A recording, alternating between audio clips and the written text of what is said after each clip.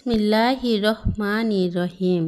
বিশ্ব আধ্যাত্মিক জ্ঞান সঞ্চার দরবার শরীফের প্রতিষ্ঠাতা আমার মুর্শিদ কেবলা গাউসুল আজম শামীম আলী চিশতির দরবার হইতে আমি কুলসুম চিশতি আপনাদের সকলকে জানাই আন্তরিক শুভেচ্ছা ও অভিনন্দন। আমার মুর্শিদ কেবলা গাউসুল আজম শামীম আলী চিশতির লেখা গ্রন্থ থেকে কিছু তত্ত্বকথা আলোচনা করিব।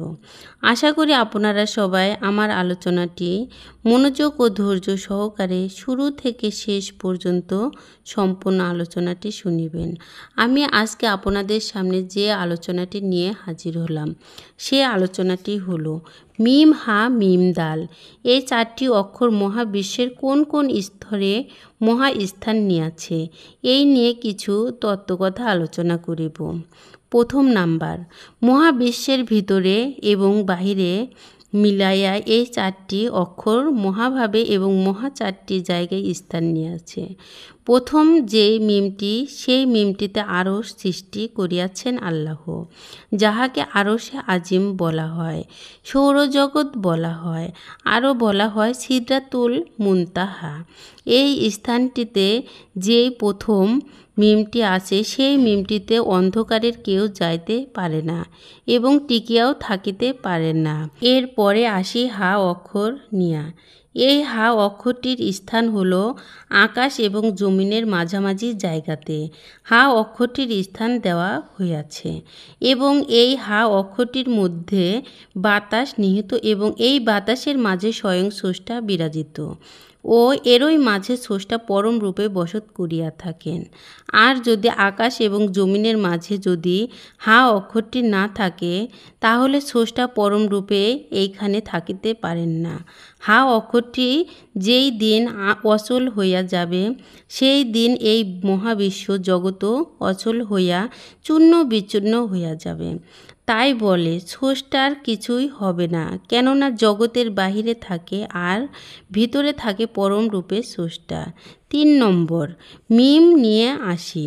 তৃতীয় মিমটি হলো জমিনে অবস্থিত, যেখানে স্রষ্টা জমিনের মাটির দ্বারা মাটির কিছু সৃষ্টি করিয়া থাকেন এবং এই সৃষ্টিও জন্মের জন্য একজন রাখিয়াছেন। কর্মচারী তাহাকে স্রষ্টা জন্ম সৃষ্টির কাজে লাগাইয়াছেন। স্রষ্টার হুকুমে জন্ম সৃষ্টি হইতাছে, আর যাহা কিছু জন্ম সৃষ্টি হইতেছে তাহা সকল কিছুই প্রাণীদের কাজে লাগাইতেছে এবং পানির কাজে যদি লাগে তাহলে সর্বশ্রেষ্ঠ মানুষ পানির কাজেও লাগে। এই 3 নম্বর মিমটিতে পৃথিবী সৃষ্টি হইয়াছে। এখানে মানব জাতিরাও বসবাস করিতেছেন এবং সমস্ত প্রাণীরাও বসবাস করিতেছে এবং এইখানে মৃত্যু, এইখানে জীবিত হচ্ছে। এবার আসি 4 নম্বর অক্ষরটি দাল। দাল অক্ষরটি হলো জমিনের তলদেশে, যাহাকে বলা হয় পাতাল। সেই পাতাল সৃষ্টি হইয়াছে দাল অক্ষরে। যেখানে দাল অক্ষরটি অবস্থিত সেইখানে দাল অক্ষরটি কি কাজে লাগিতেছে এবং এই দাল অক্ষরটি ওখানে তাহার কি ডিউটি, এবং সেই দাল অক্ষরটি পৃথিবীর বাহিরে অবস্থিত কিন্তু বিশ্বের বাহিরে না।